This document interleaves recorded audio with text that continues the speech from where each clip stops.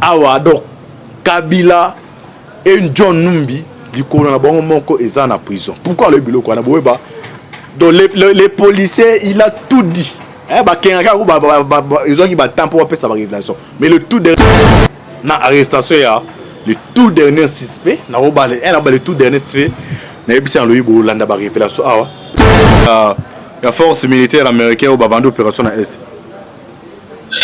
Ouais, force, il y a armée militaire, bazali kosala musala malamu, mais tobo salate kenon munguna zali kolala te, parce que ndenge ezali wana ezali na Serbie, ezali na Bulgarie, ezali pe na Chine. Oyo ba persistaki en faveur ya RDC, en faveur ya lobbying ya Fachi, sikoyo awa basa na agenda caché na bango ezali nini. Bonsoir na bandi nyonso la voix céleste. Mbote na bino mbote bozali ebele partout dans le monde bozali Hollande biso par la internaute na niveau États-Unis bino tout na pesi bino mbote David Chaka la américaine na pesi mbote. Tu es à niveau Europe, na Danemark, apôtre, Godé Lokoto, les sentinelles na Pession Mbote, Maman Fatou na Suède, Siwasi Wambanja, na Belgique, na Asie, Océanie, en Afrique. Sans oublier en République démocratique du Congo, Ezaline de Konabino, Moïse Mao Kanchiba, Nemiso Bolingaka, Tolobate, Automesana Rosa, la décryptage ya actualité politique. Boye Batoza, Wapi, Tozo Kende, Wapi, Tokosuka. Wapi. Merci bien de John Mboki Bende. Oazali si maya caméra équipe Malava Céleste de Alvi Béale c'est naturel. Dambe apambola bino nyonso. Bo continuer ko prier makas pour na RDC, bo prier pour na biso pour tous aura courage ya ko pesa bino ba actualité en temps réel. Le tout dernier suspect ya liwa ya Chebea ba kangi asali ba révélation. De tolo ba awa déjà azaki auditionné na niveau ya cours d'ordre militaire à niveau ya Ndolo awa apesi ba révélation awa donc Kabila et John Numbi likolo na bango moko eza na prison. Pourquoi le biloko na boyeba? Donc les policiers il a tout dit. Bah kenga ko ils ont qui ba temps pour faire sa révélation. Mais le tout dernier policier il y a ça parmi bateau bazwa qui sachet a étranglé Chebe na Kingo bakanga qui ake kozwa salaire bakangi ai awa apesi ba révélation bo Hollande awa ba révélation na pesi batone muyambu wa katanga entre la vie ou la mort. Qu'est-ce qui se passe? Kiunga kufi mwana kiunga kufi Kazemba kufi dernièrement nani on sabil et profiter na banane batuni on sona ba portant qui soutient na bona Tshisekedi bandeko politique eza terrible na pesa ba révélation bandaka la que non eza na un leader moko ya uta na ADN ya poison donc pa maman na e empoisonnaka maman moko pona ya arikibe mobile na e donc ADN wana continue na mwana wana esprit ya trahison ndeko ka diombo de resme mwana pesi nous les qui na kimi apesa ba révélation aboyeba ba disparition en cascade oyo na arrestation ya le tout dernier suspect na robale le tout dernier suspect na ebisa loyi bo landa ba révélation awa to énuméré mais avant to kotana musindo mutazo pesa ba dessous de cartes oyo ya ba révélation oyo ezali moko ya ba communicateur a passer en duplex de toujours benga intervenir na kombo ya mwana akoli aza parmi ba analyse ça la ba analyse ya bien il na intervenir a fungola bino ba révélation totolo ba awa ce qui a fungola liberté antibal mo continuer pour na bozala informer en temps réel. Mwana akoli bonjour. Bonjour Antibal. Ouais, aux en direct l'émission tout le bateau tout ça décryptage sur la politique nayo. Alors première question d'abord. Ma impression na ezani na arrestation il y a le tout dernier suspect il y a la police ba etangla ki Floribert Chebea. Bonjour nanu na ba abonné nyonso ya La Voix Céleste télévision. et ça va bien makasi à chaque fois na intervenir à.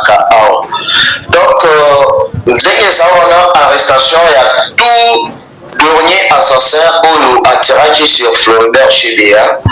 Ils ont déjà message fort à Joseph Kabila na ba complice na nyonso Olo ba salaki par tous les moyens il y a pour assassiner Floribert Chebeya Olo azalaki militant il y a droit de l'homme parce que John Numbi ndenge azaliwa est prêt à collaborer dans la justice, mais à condition que Moutou Atindaki et Joseph Kabila à comparaître ensemble. Alors, c'est parmi Koutou aide naye nde esali ke non baretrouve motu wana oyo azalaki na Lubumbashi oyo azali assassin ya Floribert Chebeya. Donc eza mpona koyebisa bacorrespondant nyonso ya babone nyonso ya la voix céleste ke non a bientôt la justice ezosala mosala nango.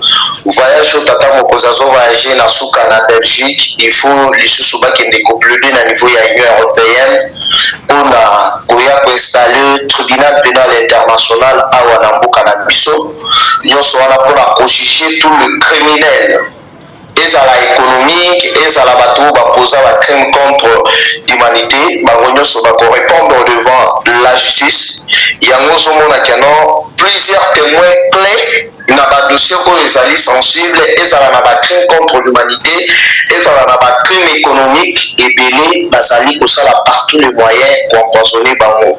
Omoni babaki oyo akufi avant ya akufa mwana na ye oyo abandaki déjà koprépare mpona kotikela ye flambeau ye bauti kokunda ye il y a une semaine babaki ngo aye kokufa lisusu ndenge tozali koloba awa ancien maire de la ville Yakala, parce que j'ai oublié son nom, Aoucho Koufatongo et Lelo, et Lelo même va évacuer Mouyambo vers Afrique du Sud pour santé à l'Imalamute.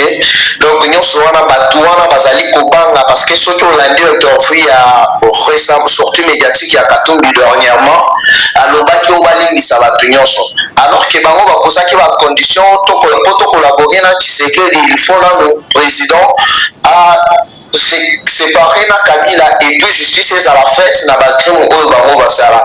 Alors que Moussala et bandaki dia kosalema pour traquer tout le criminel bango bandaki ko comprendre que les bango bango ni siko que non il y a vraiment du sérieux a commis les sous ko plaider au bali misabango mais ko limisa mutoneti makata ko limisa mutoneti John Numbi ezali ko cracher sur mémoire il y a plusieurs Congolais là plusieurs millions ya mboka na biso oyo batwana ba détournaki.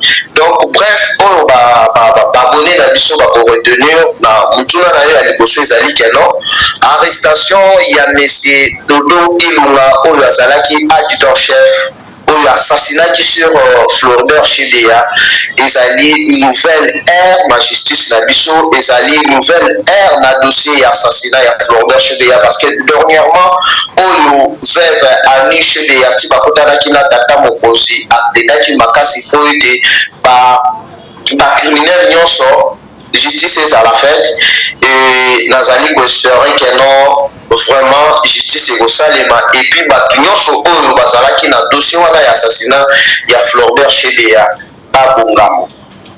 Ok, mais wana première question. Alors moi na ko toujours na dossier ya Katanga. To moni awa moi na kukiungu akufi awa papa na ye. Mais moi na wana selon des informations qui ont préparé qui est ce qui les lois zate a toujours allié donc en 2023 apporté à ça la campagne électorale pour Tshisekedi. Mais selon les informations et ça bloc moi Katumbi balobi ba éliminer ba effacer tous les leaders katangais au bazan obédience ya Fachi pour Nabaluka bon on dit déjà ba dédoubler inadef ce inadef ya baba o bo linga ba chawana za ozala ya za pour Katumbi. Alors baliwa oyo to mona muyambu dernier muyambu oyo pas zaki ali à Tshisekedi abondo soutenir Tshisekedi il pas vraiment malade pardon il est toujours empoisonné. Alors nana rosa to rolo beza Katumbi za sima ya ba poisonnement oyo za ko se passer sur na Katanga te piste na bango to plan na bango machiavélique ezali na deux volets. Volet ya liboso ezali concernant tovi bacrime oyo bango basalaka à l'époque vu que justice ministre alingi asala mosala na ye ezali parmi bato oyo babandaki koluka sécession de Katanga. Donc Katanga ezala balkanisé. Alors vu que bato babandaki kotelemela balkanisation to ya idéologie na bango ya bakata Katanga, ezaki baba Bakyungu, ezalaki maire de la ville oyo batravaillaka na Katumbi azalaki contre na yango, ezalaki ba oyo metiso nani Jean-Claude Mouyambo bazalaki contre idée wana. Eza na réunion moko esalemaki en coulisses avec plusieurs journalistes kamikazes oyo bazalaki tout le temps fréquent epai ya Bakyungu epai ya Jean-Claude Mouyambo na kasi na bango nini le bamoni keno plan na bango machiavélique ya balkanisation ya bakatakatanga esimbi te vi balobi nyonso oyo basalaki na baconseil des Nations Unies ezala na Union européenne, ça n'a pas marché, surtout que nos Facha azali blindé makasi sur le plan diplomatique. Sikoyo ezalaki bafragiliser na baprovince nyonso azali na bagrand leader. Alors pour la corruption plus na bango babandi yango na Katanga, mais ezali projet de plan oyo ba établir déjà dans presque na baprovince nyonso na niveau ya est na ba Équateur. Donc tous les leaders d'opinion oyo ba soutenir Fachi baza na bango oyo batindi déjà na baprovince wana po ete effacer tout le leader d'opinion oyo bazali soutenir Fachi. Comme ça Fachi azala fragiliser tout le temps, ou soit abanda kokende de coalition en coalition, ou soit abanda à perdre majorité parlementaire complètement. Mais ndenge ezali wana oyebi Babakyungu déjà falaki bakunda ye lelo mpona information ya babone nyonso baprolonger date ya kokunda ye. Il faut basala nanu autopsie en attendant batungela ye mausolée. Donc bakokunda ye sikoyo te balobi date bakocommuniquer yango ultérieurement. Donc nyonso wana c'est pour mener des enquêtes parce que à part nanu wana ezali na mwana ya Babakyungu ya mwasi akufaki pe avant mwana na ye ya liboso oyo aosi kokufa dernièrement ye moko mpe aye kokufa. Donc ezalaki plan bien établi. Donc carte oyo bazali kosala dédoublement bayebi keno ekosimba te, mais ils veulent juste créer le désordre parce que plan ya bato nyonso wana ensemble na parti politique na kombo ya Senko bazali na plan mosusu anda caché mosusu oyo bazoluka tokende na dialogue, alors que pour l'instant dialogue ezali pratiquement impossible vu que non maponami na niveau ya seni elekaki déjà na ndenge ya voie normale. Sikoyo bango bazoya te no facha ya mabiso po tokende na dialogue na minute oyo ezali vraiment te. Donc bato wana schéma ya Hippolyte Kanambe na Soriano bango nde bazali à la base ya baempoisonnement wana na niveau ya baprovince nyonso, me babandi yango nde na niveau ya Katanga. Ok, merci. Moi, je vais commenter mon qui pour la force militaire américaine au babandi opération à Est. Ouais, force, il y a armée militaire. Bazali kosala mosala malamu, mais tobosana te keno monguna azali kolala te parce que ndenge ezali wana ezali na Serbie, ezali na Bulgarie, ezali pe na Chine oyo persistaki en faveur ya RDC, en faveur ya lobbying ya Fachi. Sikoyo awa baza na agenda caché na bango ezali nini baproposaki nano Fachi ya keno ayamba baréfugié afghan. Tata mokonzi aboyaki biso wana ya koyamba baréfugié afghan vu baconséquence oyo totira par rapport ya barwandais oyo toyambaka à l'époque bayaki kobata maguerre na RDC et plus grave bakomi koréclame madele. Tata mokonzi azalaki contre yango. Sikoyo awa bapays wana appuyer sikoyo bamultinationaliste oyo bazalaka pour guerre continue toujours na République démocratique du Congo bakei kolekela na nzela ya Uganda na Rwanda. Yango wana boyoki keno Rwanda ayambi 250 réfugiés afghans nani Uganda yandi 300 na objectif ya baya pas intégrer bango na makasi na niveau ya est basangana na ba ADF pour banda coopérer sur le plan ya ba terroriste na minduki ba banda continuer na kokufa mais déjà bandeko wana ya ba américain baso travailler d'arrache-pied. J'espère qu'il y a bientôt là la frontière nyonso kozala sous surveillance na yango parce que ndenge dia baponi Fachi na récent voyage na ye na niveau ya Malawi a occuper poste ya présidence ya niveau ya SADC oyo mandat ekobanda na 2023 kino 2024 ezali déjà message fort oyo batindeli bato nyonso oyo bakuyaka Katumbi na bao bato bakuyaka Kabila parce que pour être président ya SADC il faut non premièrement ozala président de la République et ça déjà message au batindeli bango kiano baye bakiano ba matabakita président akozala toujours réélu na 2023 et puis ba plan nyonso oyo bango bazali kosala ezali na mai parce que na réunion bakendaki dernièrement ya Afrique États-Unis fois a changé politique na niveau ya Afrique centrale oyo bako changer tous les présidents prêtres oyo babandaki ko collaborer na bato babandaki kolinga toujours makila ya peuple congolais etanga omoni par exemple na niveau ya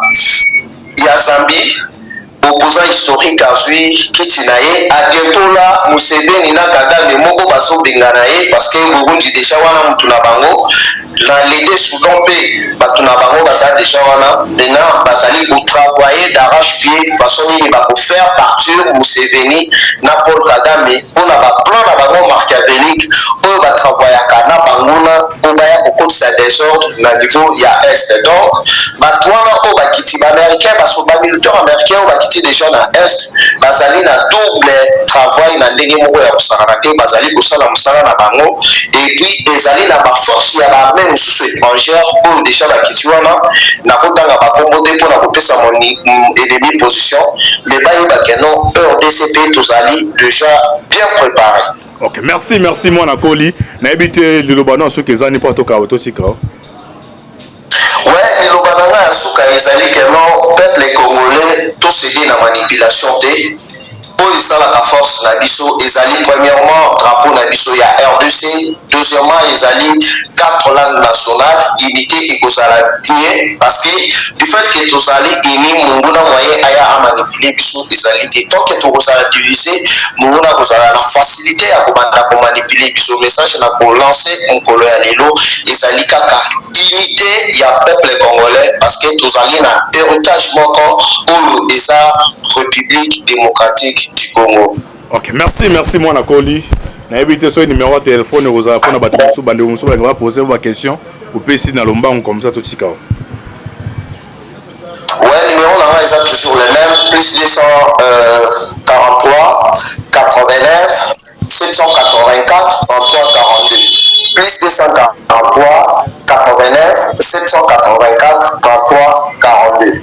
Ok, merci merci. Ok, j'espère que bande ko bolandi awa intervention ya mwana Koli pour na mawetali ya arrestation ya le tout dernier suspect ya liwa ya Shebia. Donc ye mutu azwaki station na kangi Shebia na Kingo. Alors tolanda RFI intervention RFI à lelo pour na arrestation ya policier wana alobini RFI. Eloko nyonso bandeko mukilo eza ya tata Nzambe. Ate sali 10 ans, ate sali 20 ans, ate sali 50 ans. So makila mutu waza innocent. Yo bomi yo bouleke no koyebana te koyebana kaka. Imaginez David oyo bakangi le tout dernier suspect. Ye abimaraté. Même salaire à la procuration. Donc mutakenda ozule salaire. Mais ndenge mvutume sala kaso eza likambo ya Nzambe ya mbala oye moka déjà que non il faut que ne salaire na ye. Avant que ne salaire bande ko to anda révélation ya RFI tozo comme ça to continuer. Awa John Numbi et Sika Zalina Kabila. Boye ba que non makila ya Floribert après 15 ans après 20 ans et gagne.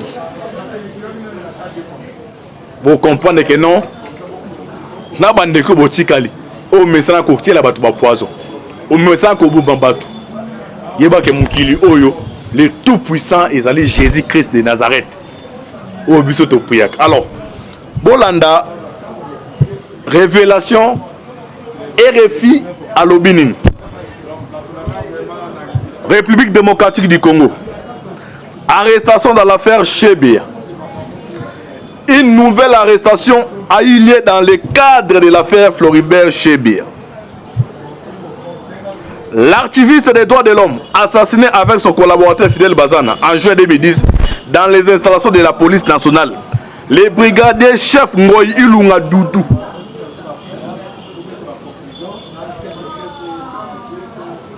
en cavale depuis 11 ans, a été appréhendé mardi le 24 août à Lubumbashi. Donc, Kimakana Kenga Kenga. Et bah, ça l'opération Joe Numbabi que non, bino amebo za tebo kene Lubumbashi. Et bah, komikuna Kenga Kenga. Kenga Kenga.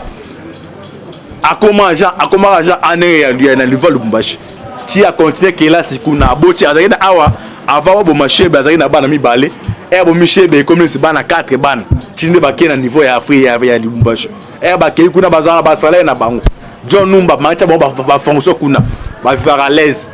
Alors, et l'équipe de moi ba to kangana ni Kenga Kenga nde ba auditionner au tanga kombo ya Doudou. Alors Doudou ye akenda kozwa salaire na été. Na ese no bandela sala procuration. Na procuration de mutu muso akenda kozwa salaire na kombo na ye. Mais cette fois ça des mois akenda kozwa salaire ni ne s'est passé bandeko bolanda. Les enquêteurs étaient sur ces traces depuis plusieurs jours. Ils ont interpellé mardi à Lubumbashi le brigadier chef Ngoyi Ilunga Doudou au moment où il s'est présenté pour toucher sa solde. Après une petite résistance, Doudou s'est finalement laissé faire. Alingaki azali na bagarde na alinga sa la résistance mais comme armée. L'état zara l'état batie maboko et il y a été que non alala car ne batie maboko wana aéroport à Luano, avion, Ndolo, les donc à sali espace à 2 heures, tiba 3 heures, aza auditionné. Yende oka, c'est comme si Makila ya Chebe Gangi, ya kenaki tout droit au bit. Que non yé mutu azwa ki sachet à vivre. Tu as fait ma révélation, tu as Kanyango Floribert Chebea.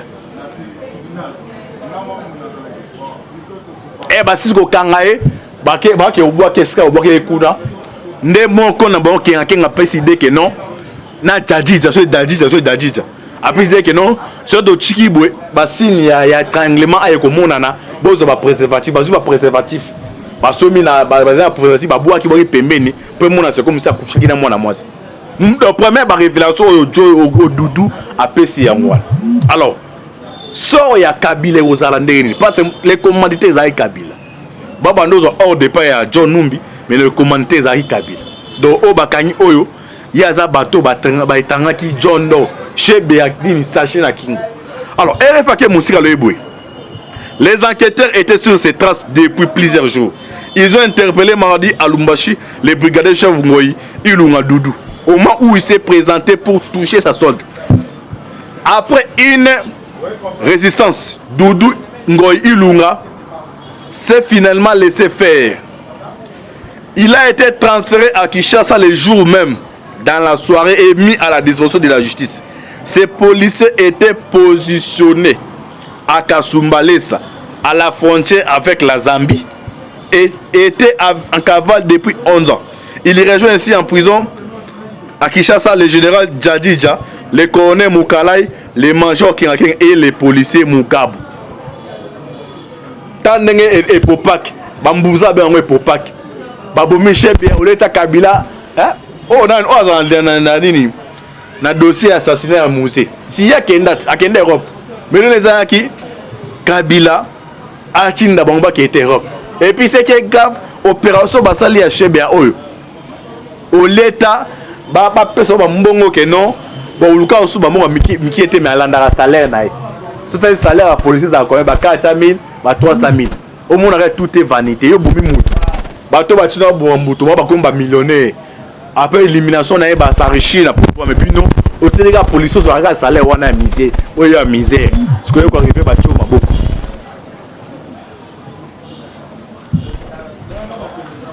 membre du bataillon Simba Doudou Ilunga avait été exfiltré de Kinshasa début juin 2010 au lendemain de l'assassinat de Floribert Chebeya et Fidel Bazana.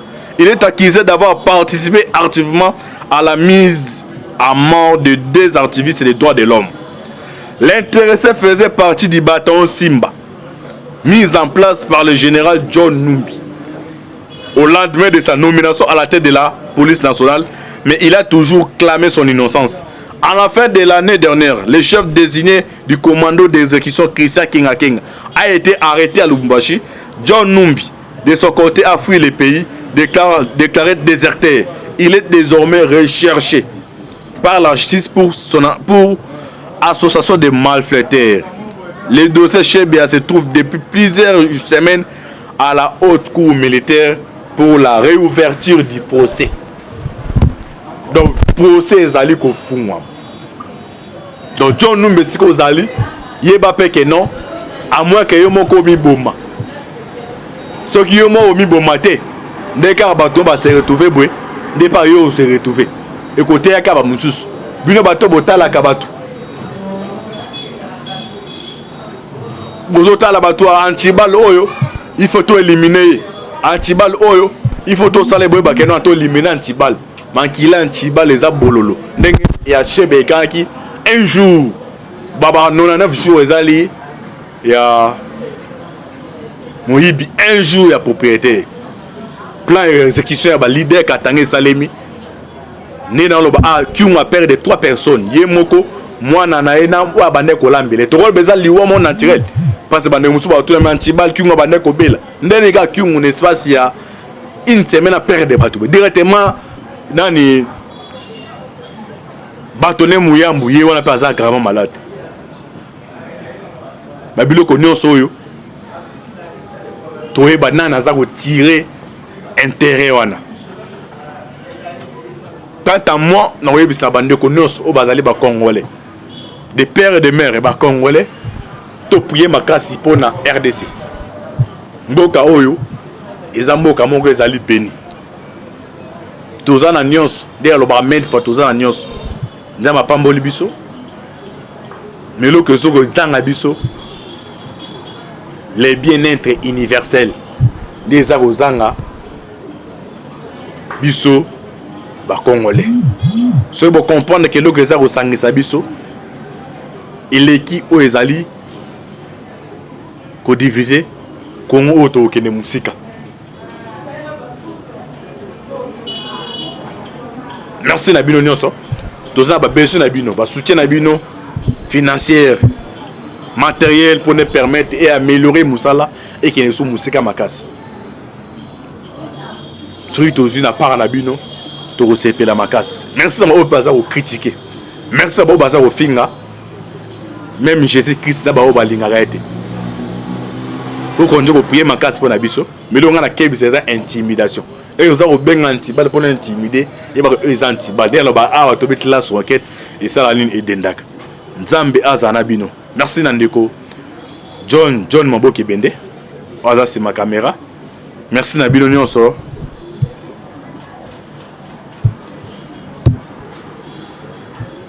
Congo ezambo keza béni na nzambe.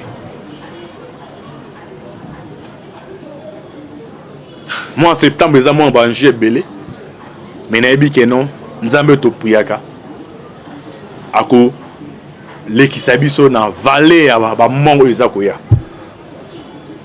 basali ya nzambe o babengi baza épiscope ba pasteur to na ngwa oyo un vrai chrétien o pena tanga biblia tous les basi nyonso babilembo nyonso o nzambe atana biblia o azali mo Christ.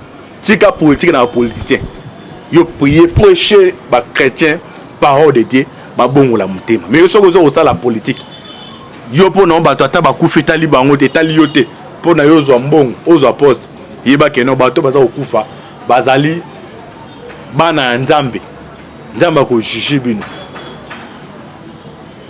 bomoko esprit ya tribalisme ekende musika eza oza mungala eza oza muluba eza oza so emuta bandundu ele ozosangisa biso eleki ezali kokabola to prier makasi mpona bakonzi ya mboka to prier makasi mpona bapoliticien na biso eza aza opposition eza aza maote to prier makasi mpona Congo décollé kitoko Nzambe asa na bino. C'était votre humble serviteur Moïse Mao Kantibal. Affaire à suivre.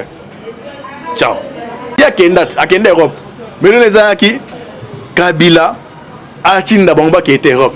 Et puis c'est qui est grave, opération basali à Chebea Oyo. Au l'état, ba peso ba mbongo que non, ba uluka osu ba mo miki était mais alanda salaire na. C'est un salaire à police à quand même ba 400 000, ba 300 000. Au monde arrête tout est vanité. Yo bomi mutu. Bato ba tina bo mutu ba comme ba millionnaire. Après élimination na ba s'enrichir na pouvoir mais puis non, au téléga police so arrête salaire wana misère. Oyo misère. Ce que ko arriver ba tio maboko.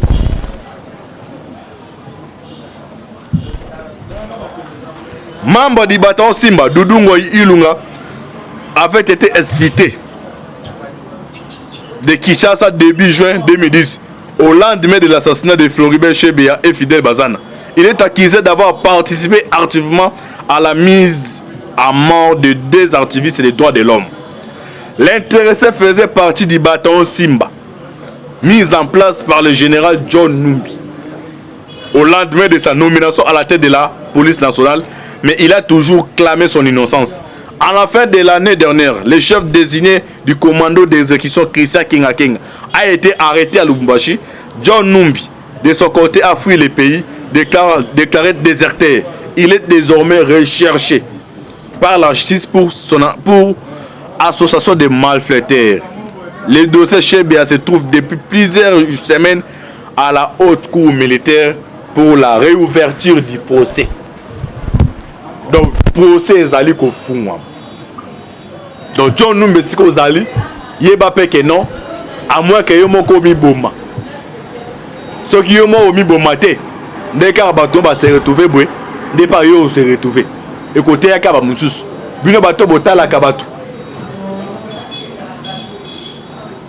Bozo tala bato antibal oyo, il faut to éliminer. Antibal oyo, il faut to sale boy ba ke non to éliminer antibal. Mankila Ntiba les a bololo. Ndenge ya Chebe Kanki un jour baba 99 jours ezali ya Moyibi un jour ya propriétaire. Plan exécution ya ba leader Katangé Salemi. Né dans le ba qui ont père de 3 personnes. Yemoko mwana na ena wa bande ko lambele. To beza liwa mon naturel. Parce que bande musu ba to Ntiba qui ont bande ko bela. Ndene ga qui ont un espace ya une semaine à perdre de bateau. Directement nani batone muyambu ye wana paza gravement malade babilo ko nyonso oyo toyeba nana za ko tirer intérêt wana tant à moi na oyebisa bande ko nyonso o bazali ba congolais de père et de mère ba congolais to prier makasi pona RDC mboka oyo eza mboka moko ezali béni. Tozana nyonso derrière le barman fa tozana nyonso nzama pamboli biso melo que soko zanga biso les bien-être universels des arozanga biso ba congolais so bo comprendre que le que ça osangisa biso il est qui o ezali ko diviser Congo auto kene musika.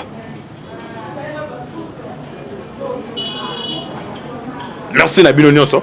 Tous na ba besoin Nabino, ba soutien Nabino financier, matériel pour nous permettre et améliorer Moussala et qui ne sont Moussika Makas. Celui tous na part Nabino, to receper la Makas. Merci à mon bazar au critiquer. Merci à mon bazar au finga. Même Jésus-Christ na ba o balinga raete. Pour qu'on dise prier Makas pour Nabiso, mais là on a kebi c'est intimidation.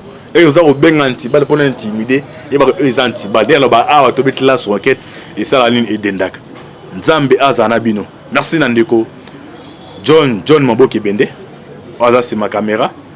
Merci Nabino Nyonso.